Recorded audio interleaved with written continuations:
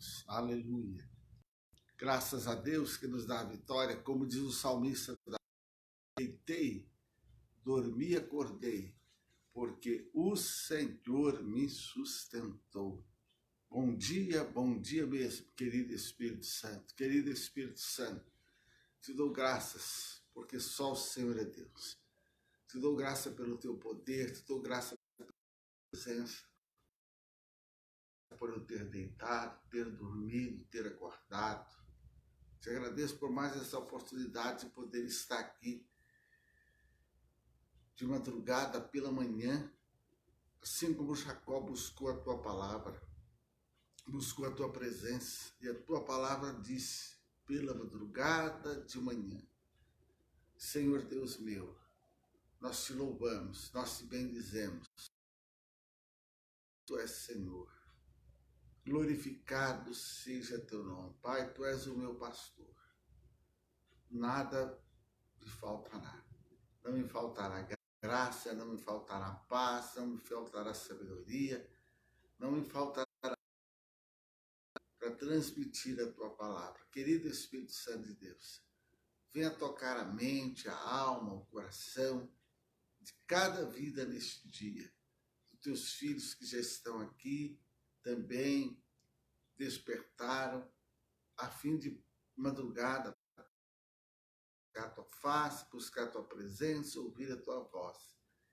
Eu sei que todos que acessarem, ó Deus, essa palavra, na sua mente, na sua alma, no teu coração, mas aqueles que de madrugada pela manhã têm buscado a tua palavra, te acharão, porque a tua palavra mesmo fala que aqueles que te buscam de madrugada te acharão. Então, Senhor Deus, fala conosco nesta hora em que o nosso coração te adora, em nome do Senhor Cristo. Aleluia. Graças a Deus, então. Graças a Deus, queridos, que nos dá a vitória. Nós vamos meditar hoje mais um pouco a palavra de Deus. Nós estamos falando agora no livro de Êxodo. Falamos do livro de Gênesis. Gênesis quer dizer saída. Falamos do princípio, quando Deus criou o sangue de Deus estava ali pairando sobre a terra. Vimos sobre Adão e Eva, aquele casal que Deus criou puro, mas acabaram dando legalidade ao adversário foram expulsos do paraíso, deixaram de ter aquela comunhão, vieram a ter filhos, entre eles Abel e Caim. Abel, um servo de Deus, que adorava na beleza da sua santidade, entendeu o plano de salvação, a distância de derramamento de sangue, mas Caim não, e Caim acabou até que Deus deu a eles o 7, onde o nome de Deus começa a ser louvado, glorificado. Seus descendentes eram chamados setistas, adoradores de Deus, mas acabou os setistas se misturando com os cainitas de Babel, onde Deus teve que confundir a língua deles para que eles dessem continuidade ao propósito de Deus. Começou a surgir ali a grande metrópole, né? E assim sucedeu essa história. Até que no capítulo 12 de Gênesis, Deus falamos de Abraão, seu sobrinho Ló, depois nós entramos no Jacó, aliás, na história do Isaac, na história do Jacó, a linda história do José, até que ele para o Egito, morreu aquela geração, inclusive o faraó, surgiu um outro faraó que não conhecia o povo de Deus, trazendo assim transtornos, aflições para o povo de Deus, e foi necessário Deus preparar um libertador, o Moisés. E agora entra naquela fase de Moisés, sobre a direção de Deus, ir e falar com o faraó. Mas faraó, a Bíblia diz aí já no capítulo 7, que ele endureceu o coração. Eu passei uma vez, mas por que o próprio Deus iria endureceu o coração de Faraó? Será que Deus não estaria sendo arbitrário? Até que buscando a Deus em oração, estudando, eu entendi. Por que Deus fez isso? É porque, na verdade, conhecia o coração do Faraó.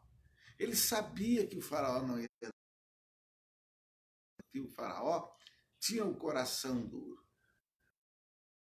Deus endureceu ainda mais o coração dele. Para quê? Para que o nome de Deus fosse glorificado.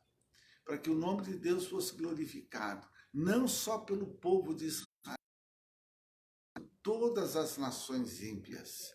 E ali então começou uma guerra, que não era entre Deus e o Faraó, mas era entre Deus e os deuses do Egito.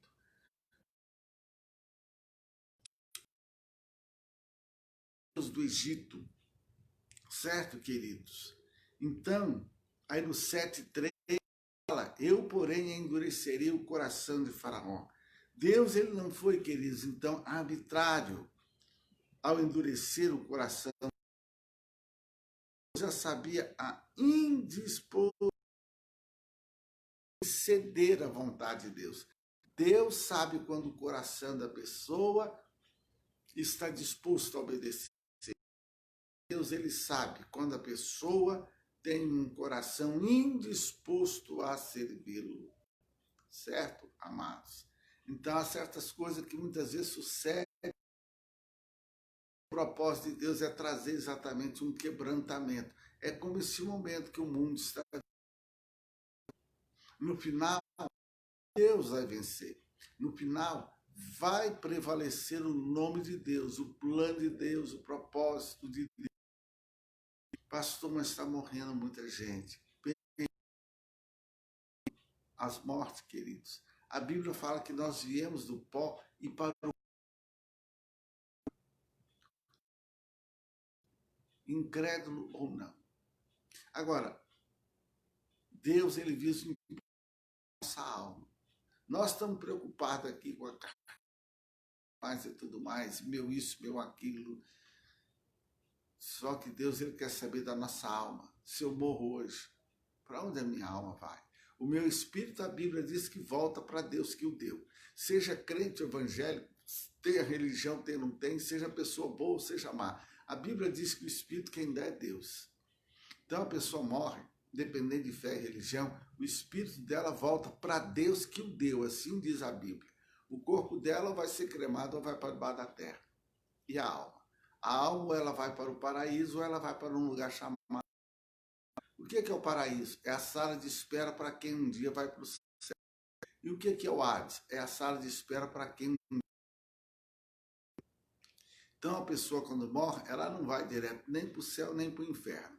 Se é salvo, ela vai para o lugar chamado paraíso, ou então, se não é, para o lugar chamado Hades. Essa é a experiência que todos passaremos. A pessoa é arrebatada, né? Isso é arrebatada. Então, é importante, em primeiro lugar, é a nossa posição da nossa alma, do nosso coração. Então, Deus, ele sabia a indisposição de Faraó. Assim como há pessoas que, mesmo no período de lutas, às vezes elas estão indispostas a obedecer a Deus. Por isso que às vezes tem pessoas que não querem obedecer a Deus. Na pandemia, a pessoa não se quebra, a pessoa não se dobra. Porque Deus conhece se a pessoa tem um coração disposto a servi-lo ou não. E Deus conhecia a indisposição. Então o Senhor, ele agiu na dureza e na que já havia no coração do rei. Tá, queridos? O versículo 5 fala, então os egípcios saberão que eu sou o Senhor quando eu estender, certo, amados, a minha mão sobre o Egito, os filhos de Israel do meio deles. O que nós vemos aí? A minha mão sobre o Egito, as pragas que eles enviadas por Deus à nação ali dos egípcios, tinha o propósito de libertar o povo escolhido de Deus. E também, querido, abrir os olhos das demais nações contra o engano diabólico dos falsos deuses. Como eu disse, era muito Deus, né? Era muito Deus, amados, que aquele povo servia. Então, ali, na verdade, era uma guerra entre Deus e os deuses. Tem até um filme que chama assim, Os Deuses do Egito. O bom de muitas vezes ver esses filmes é que são filmes de histórias, né? Às vezes entra ficção, às vezes entra uma coisa e outra meio esquisita, Deus para lá, deuses para cá, mas essa era a visão que o povo tinha, isso mesmo. Era a visão que o povo tinha. Deuses, deuses, deuses do Egito, deuses de Roma. E como hoje é cheio de deuses também, tá? É cheio de deuses. Então, amados, no versículo 7, 11, começa aí Faraó endurecendo o seu coração. Nós vamos ver aí, queridos, a preparação já de Deus mandar a praga. Faraó também chamou os sábios, encantadores, os magos do Egito, fizeram também o mesmo com seus encantamentos, porque cada um lançou sua vara e tornaram-se em serpentes, mas a vara de Arão tragou as varas deles. Então, queridos, nós vemos aí a transformação do cajado de Moisés. Aqui até no caso fala Arão, porque Arão era o porta-voz, né? A gente sempre fala Moisés, mas o Arão aqui que era o porta-voz, tá, queridos? Então, do cajado aí se transformando em serpente, reproduzia pelos sábios do egípcio, retrata como os falsos profetas imitam as obras do Altíssimo, ou seja, a vara transformou em serpente. O faraó, ei, vem cá, eu também sei fazer isso. E os profetas ali do Egito lançaram suas varas e transformou também em cobra. Hoje, tem muita gente hoje que adora o diabo e vê cura, vê milagre, né? É por isso que tem igreja que optaram por, dentro do seu ministério, não trabalhar com cura divina, não trabalhar com libertação. Não é toda a igreja evangélica que impõe a mão sobre toda a igreja cristã que tem culto de cura, libertação, etc. Para algumas até é coisa de falso profeta, né? Mas só que é uma mensagem bíblica, por uma ordem do Senhor Jesus que deu, né? Então tem igreja que optaram, não ficar coisa de falso profeta, não. Só que as pessoas é que têm que aprender a ter um discernimento. Eu não posso deixar de orar pelo enfermo porque, não, é porque ora e não é curado, muita gente orando para o enfermo. Não, é uma característica de falso profeta, às vezes, falar sobre milagre, cura. Sim, é. O próprio Senhor Jesus disse que no final do tempo haveria muitos falsos profetas. Ele disse que chegará um tempo que vai ter cara que vai fazer até cair fogo do céu. Falso profeta. Mas eu não posso deixar de orar pelos enfermos e de falar sobre cura divina, porque tem falso profeta falando. As pessoas é que têm que ter o discernimento. Ou seja, querido, o que nós vemos aqui? Não basta apenas um pastor, um missionário, não basta apenas uma pessoa chegar, falar em cura, e às vezes até ter cura naquela igreja, naquele ministério, para entender que aquele profeta é de Deus. Isso é o ensino que a palavra que mostra, porque Moisés era de Deus, a vara dele transformou. Os apóstolos de Faraó, os sacerdotes de Faraó eram falsos apóstolos, eram falsos profetas, mas a vara deles também se transformou em serpente, ou seja, do lado daquele que é homem de Deus, mulher de Deus, o falso, ou em igrejas que não, ou segmentos aí espirituais que não tem nada a ver com o poder de Deus também vai haver. Então, basta apenas isso para ver aquele cara de Deus de Deus, aquele pastor é de Deus, aquela igreja é de Deus. A grande mensagem aqui é isso, tá, queridos? O Jesus também faz chover fogo do céu e uma série de coisas. É o que está nos mostrando aqui. Só que aqui no versículo 12, Êxodo 7:12, mostra a supremacia de Deus, a supremacia divina. Porque pela fé devemos reagir ao diabo e procurar alertar os seguidores dele. Assim aconteceu com Arão, cuja vara transformada em serpente prevaleceu e deu dos encantadores do Egito. Então Arão ele não se intimidou com a atitude maligna dos sábios egípcios e provou a eles a absoluta soberania de Deus. Depois, irmão, nós vamos ver aí Êxodo capítulo 7, 19 a 25, sobre a primeira praga. O Senhor Deus disse a Moisés, a Arão, porque Deus fala com Moisés e fala, Moisés, agora você vai falar para o Arão, porque o Arão era o porta-voz. Diz a Arão, toma a tua vara, estende a tua mão sobre as suas correntes, sobre os rios, sobre os seus tanques, para que se tornem sangue. Aí, queridos, então, foi a primeira praga, e que ele tocou no rio Nilo. Por quê, queridos? Porque o rio Nilo, ele tinha grande importância econômica para o Egito. Então, atingindo aquelas águas, consequentemente, iria atingir a economia do Egito. Iria trazer transtornos, dificuldades econômicas. Então, nessa pandemia mundial, por exemplo, todo mundo fala, é o diabo, eu tenho visto muito diabo. Sim, não deixa de ser. Mas por que Deus? Isso é que eu fico por entender. Por que muito pastor tem medo de falar que é Deus? Por que muitos profetas é Deus?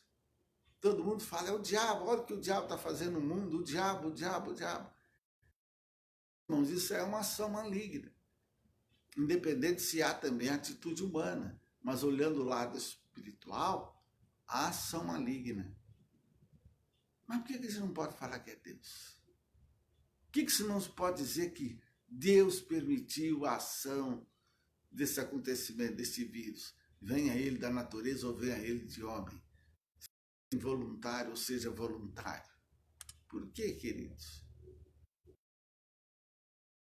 Permitindo isso, sim, para mostrar às nações, aos governantes, que ele é Deus, que ele é Senhor. É mais fácil a gente falar assim, o vírus impediu uma Olimpíada Mundial. Dizer, não. Nosso Deus confrontou os deuses do Olímpio. Por que o pregador não posso falar isso? Nosso Deus mostrou para os organizadores. Futebol todo parou. Quanta idolatria voltada para jogadores, para o futebol. Quanta idolatria, quantos atletas aí do mundo futebolístico. Não poderia o nosso Deus estar dizendo a eles, joga, vamos ver quem é o bom aí. Então é fácil todo mundo falar, é a pandemia, é o vírus. É mais fácil isso que admitir, é Deus. Deus parou. O ser humano não para. Eu não tenho tempo na igreja, eu não tenho tempo disso. Agora Deus fala assim, pô, então agora fica em casa. É mais fácil falar, é o diabo. Meu Deus. Afinal de contas, as coisas sucedem, não é pela...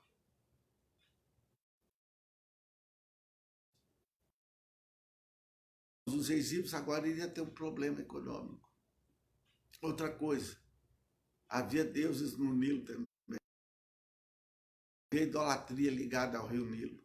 Ali já era uma batalha, queridos, tinha grande importância econômica. Então, a transformação das águas do rio Nilo em sangue, a falência da nação, pois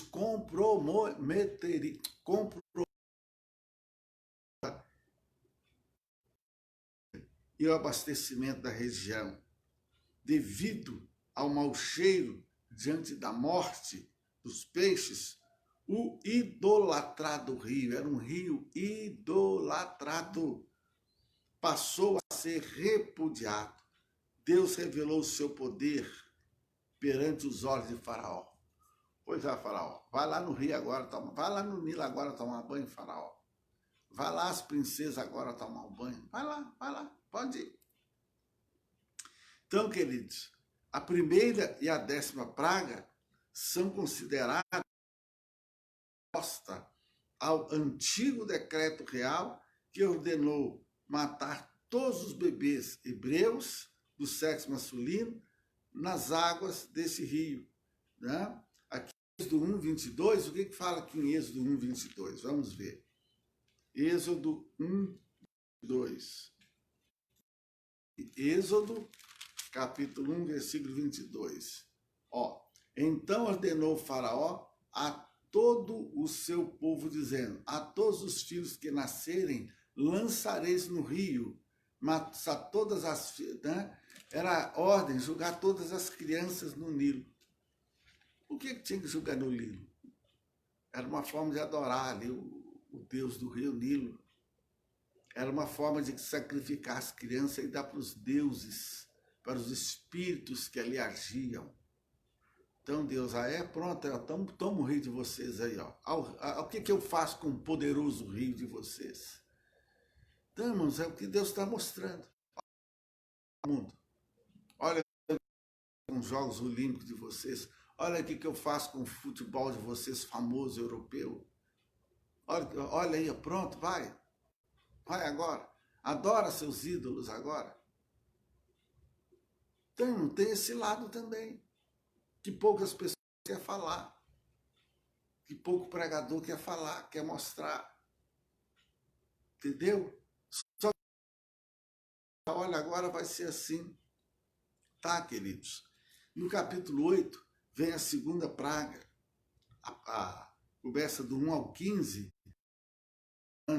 Depois diz o Senhor: vai a Faraó, diz, assim diz o Senhor, deixa ir o meu povo para que me sirva. Então eu vou ferir agora de Rã. Por quê? Rã. É porque havia uma deusa no Egito, você já deve ter visto ela em filme aí. Ela tinha um corpo muito sensual, ela tinha um corpo bonito, bem feitinho, mas a cabeça dela era de Rã. Era uma deusa que eles adoravam. Então Deus, agora a praga é de Rã. Deus estava confrontando ali essa deusa. Vai lá, peça a Deus aí, a Deus Rã de vocês aí, para combater.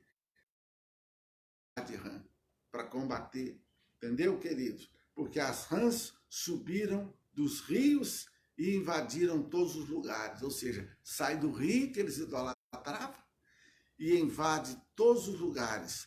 Era uma afronta aos egípcios que cultuavam, queridos, uma deusa com corpo de mulher e cabeça de rã, a quem atribuíam o dom da vida, tá vendo? Para dizer aqui, Senhor, eu deitei, dormi, acordei, porque o Senhor me sustentou. Eu estou adorando a Deus, o Deus da vida. Ou seja, eu estou vivo porque é glória a Deus, é graças a Deus. Você está vivo, é graças à bondade e misericórdia de Deus.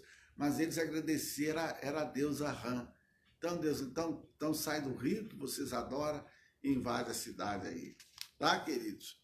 Então, eles atribuíram o dom da vida. Então, os egípcios foram desafiados e puderam atestar a superioridade do Altíssimo sobre os deuses dele. Então, com isso aí, Deus já tinha vencido o Deus do rio Nilo, Deus agora estava vencendo a Deus da vida. Queridos, não é brincadeira nosso Deus, não, hein? Aí vem a 3ª praga, a praga dos piolhos. Misericórdia, misericórdia, hein, gente? Pensou um piolinho dá trabalho? Imagina a praga dos piolhos. Então vem aí a praga dos piolhos. Que diz a Moisés, diz a Arão, estende a tua vara, fere o pó da terra, para que se torne em misericórdia. Fira o pó da terra, para que se torne em piolhos. Certo, amado? Então disseram os magos a Faraó, isto é o dedo de Deus. O santo Faraó se endureceu, ou seja, os próprios magos já estavam dizendo, olha, Faraó, isso aí é o dedo de Deus. Foi com essa expressão que os magos admitiram a impotência deles diante da praga dos piolhos. Porque na praga das águas, os magos também conseguiram transformar a água em sangue, ou deixar a água vermelha. Né? Eles conseguiram fazer um truque lá, tá? Mas agora os próprios magos já estavam. O Faraó não leva a mal, não, mas isso aí já é o dedo.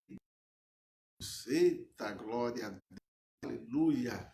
Isso aí já é o dedo de Deus. Os magos já estavam admitindo que era o dedo de Deus, que era a mão de Deus.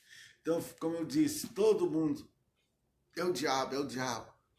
Mas a gente não vê ninguém falando, gente, isso aí é ação de Deus sobre o mundo. Todo mundo fala que é a China, todo mundo fala que é o homem, todo mundo fala que é o... Os pregadores dizem, gente, isso aí é ação de Deus, é porque o pecado da humanidade ó, chegou lá nas narinas de Deus, e Deus, espera aí, eu vou começar a dar um jeitinho nessa terra, eu vou começar a peneirar essa terra, eu vou começar a peneirar inclusive a minha igreja, eu vou começar a separar o joio do trigo. Aquele que é meu vai sair dessa pandemia fortalecido, e aquele que está ali, o crente Raimundo, um pé na igreja, outro no mundo, esse aí já vai... né? E assim por diante, queridos. Do 21 ao 25, vem a praga das moscas. Disse o Senhor a Moisés, levanta-te pela manhã cedo, põe-te diante de Faraó, eis que ele sairá às águas, assim diz o Senhor, deixa ir o meu povo. Deus sempre dizia, fala para ele, deixa meu povo, e ele não deixava. Então toma. A altivez de Faraó, de tal maneira que ele se julgava habilitado para negociar com Deus. Os egípcios não libertar o povo, mas solucionar o seu próprio problema. Então, o que ele fazia? Ele com Deus, mas não porque ele queria obedecer a Deus, mas é porque ele queria se ver livre da praga. Então, irmãos, tem muita gente que quer negociar com Deus, mas não porque ele quer adorar a Deus, não porque ele quer experimentar a Deus, é porque ele quer experimentar a bênção de Deus na vida dele. Ah, eu vou negociar aqui então, vou fazer uma barganha. Só que não é isso. Então vamos orar, está dando a nossa meia hora aqui primeira, nós já meditamos na palavra de Deus hoje, em nome de Jesus. Estou me recuperando aí de algo aí no olho, mas eu falar, não vou deixar de estar fazendo, não. Não vou deixar de estar buscando a Deus, não, em nome do Senhor Jesus. Como um dia desse eu preguei para os irmãos, a retaliação vem de todas as formas. Fazer a obra de Deus não é brinquedo, não, mas a gente tem que estar disposto a fazer em nome do Senhor Jesus. Querido Deus e Pai, eu te dou graças porque só o Senhor é Deus. Eu estou encerrando, meu Pai, essa primeira hora aqui de oração do Senhor. Já meditamos na Tua palavra e vemos aí no mundo espiritual, meu Deus, entre o Senhor e os deuses do Egito. Teu servo Paulo nos fala no Novo Testamento, nem sangue, mas é contra principado, potestades, nos lugares celestiais. É verdade, Deus, essa pandemia, há a questão do pecado do homem, assim como há a questão no mundo espiritual. Nós sabemos que tudo isso só permite, porque no final vai reverter em vitória para teu povo, para a tua igreja, em nome do Senhor Jesus. Eu profetizo que a tua igreja sairá fortalecida. Eu profetizo que aqueles que te amam, que te adoram em espírito e em verdade, vão sair fortalecidos.